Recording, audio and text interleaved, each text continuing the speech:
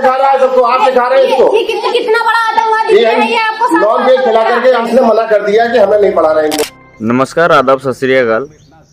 ये जो घटना घटी है यूपी के अमरोहा में, जहाँ पर एक 7 साल का बच्चा अपने एक प्राइवेट स्कूल के अंदर अपने टिफिन में बिरयानी लेकर जाता है और इस बिरयानी लेकर जाने की वजह से स्कूल से सस्पेंड कर दिया जाता है, डिसमिस कर दिया जाता है। साथ में उसके साथ में एक बंद कमरे के अंदर मारपीट भी की जाती है और जब उसकी माँ आती है तो उसकी माँ के साथ में भी बहुत सारी बदतमीजियाँ की जाती हैं। तो आइए इस पूरे मामले को समझने की कोशिश करते हैं अविसार शर्मा सर के साथ में। गोदी मीडिया ने समाज में इतना जहर भर दिया है। भारतीय जनता पार्टी ने अपनी राजनीति के जरिए लोगों की नसों में इस कदर जहर भर दिया है कि आज की तारीख में 7 साल के मुस्लिम बच्चे को बख्शा नहीं जा रहा है। घटना अमरोहा की है दोस्तों। यहां पर एक बच्चा अपने स्कूल में बिरयानी लेकर जाता है। बिरयानी ले जाने पर उसे स्कूल से निकाल दिया जाता है, मगर उससे पहले उसे बेइज्जत किया जाता है, उसे एक कमरे में बंद किया जाता है, उसे पीटा जाता है। और जब मां पहुंचती है प्रिंसिपल तो बताया जाता है कि तुम्हारा बेटा आतंकवादी है, वो दूसरों को मुस्लिम बनाना चाहता है, वो मंदिर तोड़ना चाहता है। तुम्हारे अंदर इस कदर जहर भर दिया गया है ना कि एक 7 साल के बच्चे में तुम्हें अपराधी दिखाई दे रहा है, जबकि हर गुजरते दिन के साथ ये जो तुम्हारी जहरीली सोच है तुम्हें अपराधी बना रही है, लगातार अपराधी बना रही है दोस्तों। मैं लगातार सोचता रहा इस खबर को करना चाहिए नहीं करना चाहिए दोस्तों। मन खराब हो गया इस वीडियो को देखकर जो अब मैं आपको दिखाने जा रहा हूं। यह वीडियो दिखाने से पहले मैं आपसे माफी मांगना चाहता हूं क्योंकि मेरा बिल्कुल भी मन नहीं था मेरे इस मंच पर जिस तरह से 7 साल के एक बच्चे को बेइज्जत किया गया वो वीडियो आपको दिखाया जाए। आपको याद है ना मुजफ्फरनगर में किस तरह से एक 7 साल के मुस्लिम बच्चे को उसकी टीचर तृप्ति त्यागी ने तमाम जो क्लास के स्टूडेंट्स थे उससे थप्पड़ लगवाए थे। सुप्रीम कोर्ट को उस मामले में दखल देना पड़ा था। अब एक और मामला आया है, इस बार अमरोहा उत्तर प्रदेश से। आज जो मैं आपको जानकारी पेश करने वाला हूं यह दैनिक भास्कर और आज तक प्लेटफॉर्म्स के वेबसाइट्स के आर्टिकल्स के आधार पर है, मगर मैं चाहूंगा आप ये 4 मिनट का वीडियो देखें। यह वीडियो जो इस समाज को आईना है, समाज अगर नहीं चेता तो मैं स्पष्ट कर देना चाहता हूं जो मैं बार बार कहता हूं, नुकसान सिर्फ मुस्लिम बच्चों को नहीं है, नुकसान हिंदू बच्चों को है, क्योंकि उनकी आंखों के सामने तुम इस तरह का जहर उगल रहे हो। मैं नहीं जानता हूं हिल्टन पब्लिक स्कूल के प्रिंसिपल को यह सोच किसने दी और यह प्रिंसिपल बने हुए अपने आप में कितना शर्मनाक है। देखिए यह वीडियो, इस वीडियो में कई चीजें सामने उभर कर आती हैं। उस प्रिंसिपल की सोच, वो मां जो अपने बेटे के लिए लड़ रही है, हार नहीं मान रही है। देखिए यह वीडियो जो इस समाज को आईना है, जो समाज को शर्मिंदा कर रहा है। देखिए। आपने बच्चों को बिठाना था तो आपने मुझे सुबह फोन करना था या नहीं? नहीं बिठाना था हमें। नहीं, क्लास में नहीं आपके बच्चों को पढ़ाना हमें फोन करना था या नहीं? संस्कार वाले बच्चों को हमें नहीं पढ़ाना सर। 3 महीने से हमारे है ना मंदिरों को तोड़ेंगे, ऐसा कुछ नहीं है। तोड़ेंगे, सुनिए, हम बच्चे को तोड़ेंगे और नॉन वेज लेकर के आएंगे। आपने कई बार नॉन वेज भेजा है, बच्चा आपका कह रहा है इस चीज मैं नॉन वेज लेकर के आता हूँ, मैं सबको नॉन वेज ला करके मुसलमान बनाऊंगा, ये बच्चा कहता है आपका। इस चीज को आप इसको इस तरह से बोल ही नहीं, क्योंकि इसकी आवाज तो आप भी कुछ नहीं बोल सकते। नहीं, आप लगातार परेशान कर रहे हैं। हम सीबीएसई की मीटिंग में बैठे हुए हैं, आपसे ज्यादा हमारा काम वो है। ये बच्चा मेरा जितना भोला है ना, बहुत भोला है। पूरी कॉलोनी में इसके बारे में कोई उंगली नहीं उठा सकता। आपका बच्चा नॉन वेज लेकर के आया था। जी बताइए। आपने फौरन मना कर दिया, हमारा बच्चा नॉन वेज नहीं लाया। वो कह रहा है मैं लेके आया हूँ, बरी की बिरयानी बनाई थी हमने। अरे ये बोल रहा है आपका बच्चा मैं लेके आया हूँ नॉन वेज। कब लाया हो बेटा? उनकी सर बताया था ना कल, उनकी आवाज तक नहीं निकलती। तो काम नहीं आपके पास, ये दिखाना है मुसलमान हम भी आपकी अपनी ड्यूटी छोड़ के यहाँ आए हैं। हिंदुओं के मंदिर तोड़ो, राम मंदिर तोड़ो, ये आप सिखाते हैं। पिक्चर बनाता है और उसमें मारता है। पिक्चर में अर्नब नाम का लड़का है वो मारता है, अर्नब नाम का लड़का है वो मारता है। आरोप प्रत्यारोप लगा रहे हैं, आप हमें शिकायत करते ना। ऐसा नहीं है। आपने मैं है ना क्या कहते हैं, आज ज्यादा मत करिएगा, मैं है ना पुलिस को बुलाऊंगा। मैं अभी बुलाइए आप, और पेरेंट्स आएंगे सब। बुलाइए आप पुलिस को। बुलाइए, बुलवा लेंगे हम आपको। बिल्कुल करिए आप फोन। आपसे भी कहा था आप और सुबह आ गए, मुझे हवा और काम करने हैं, आपकी वजह नहीं बैठा हुआ है स्कूल में। आप सुनिए मेरी बात। आके मैं आप पहले नहीं बैठा हुआ हूँ जो इस तरीके के मतलब दुष्प्रचार करते हैं, सुप्रचार करते हैं। मैं ये संस्कार नहीं सिखाना चाहता। आप अपनी मत बोले जाइए बिल्कुल भी। आप ये बताइए 3 महीने पहले तो आप है ना किसी पुरुष को भेजिए। सुनिए मेरी बात। मैं महिला से बात नहीं करता, मैडम आएंगी, आप उससे बात करिएगा। क्यों? मैंने तो कल जरी से बात नहीं करी। मैंने तो मैडम से काफी बात करना चाहिए। क्यों उठ तो क्या बात करें आपसे? नहीं, सर आएंगे तब बात करें। बातें ऐसी करिए आपके बच्चों ने। आप कह रहे हैं मैडम। अभी यहाँ पर 20 पेरेंट्स आएंगे जो क्लास में बच्चे पढ़ते हैं 30। सुनिए आप, सुनिएगा। 3 महीने से मेरा बच्चा शिकायत कर रहा है कि बच्चे हिंदू मुस्लिम करते हैं। अरे ये सिखा रहे हैं आप सिखा रहे हैं, हमको डाल रहे हैं। अर्नब लड़का है, अर्नब नाम का, इतना बदतमीज है, हर दिन उसकी शिकायत। ठीक है, अब आप ऐसा करिएगा, आप आराम से बाहर बैठिए, अपने बच्चों की टीसी लिखिएगा।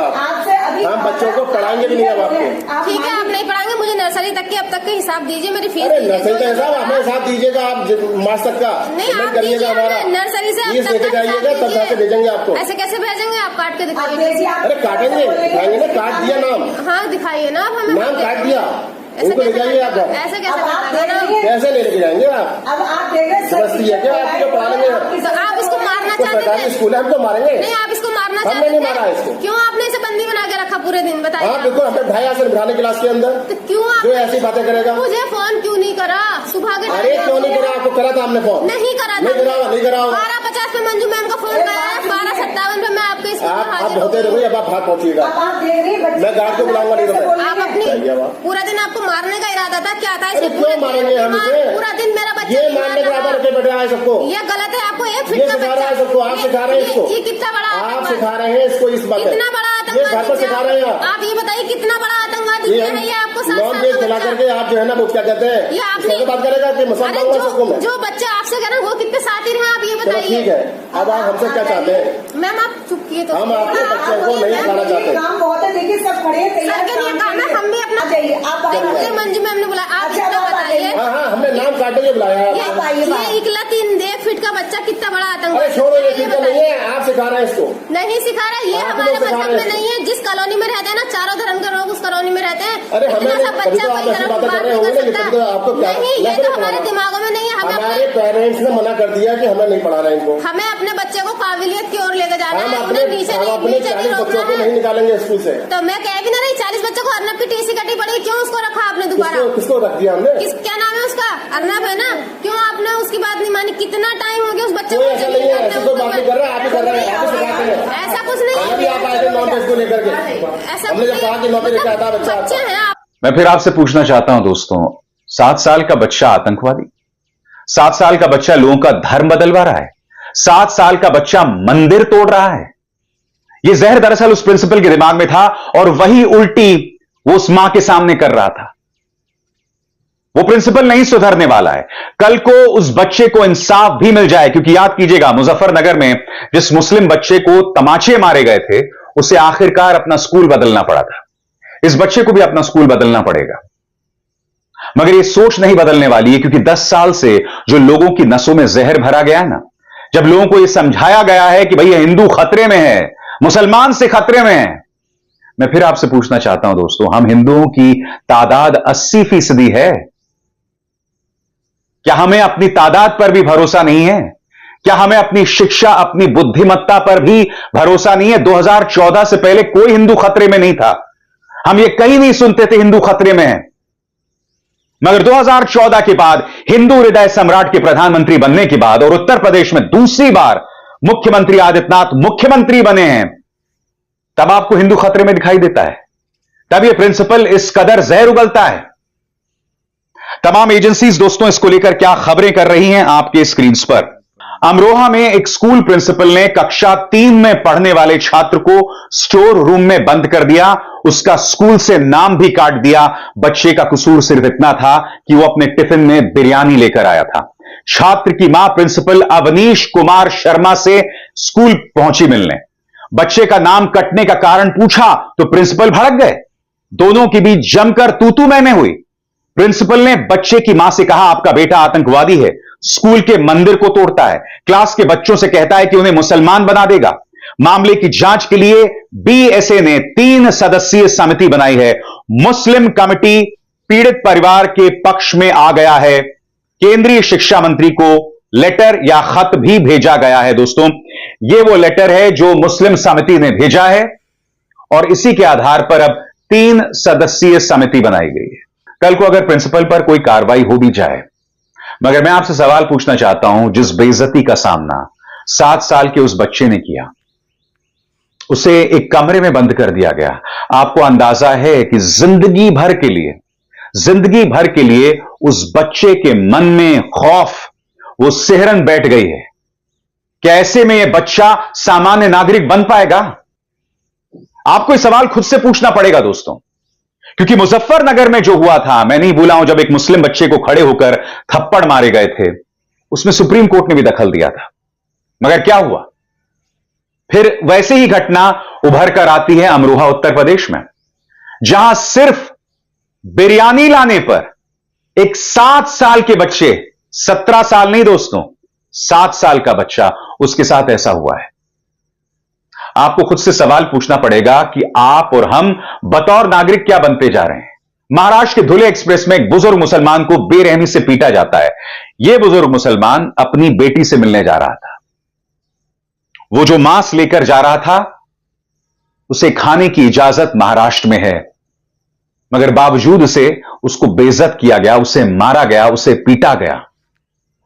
मैं आपसे समझना चाहता हूं, इनमें से एक व्यक्ति जो उन्हें मार रहा था, वो व्यक्ति बाद में पुलिस ज्वाइन करने वाला था।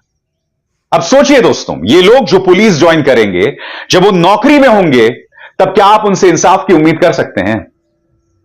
बिल्कुल नहीं कर सकते हैं।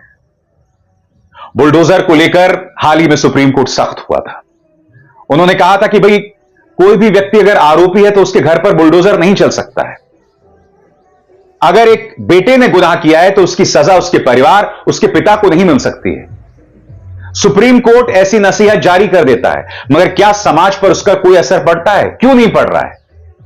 अगर 10 साल में गोदी मीडिया और भारतीय जनता पार्टी ने अपनी जहरीली राजनीति से देश की फितरत, देश की सोच को बदलने का काम किया है,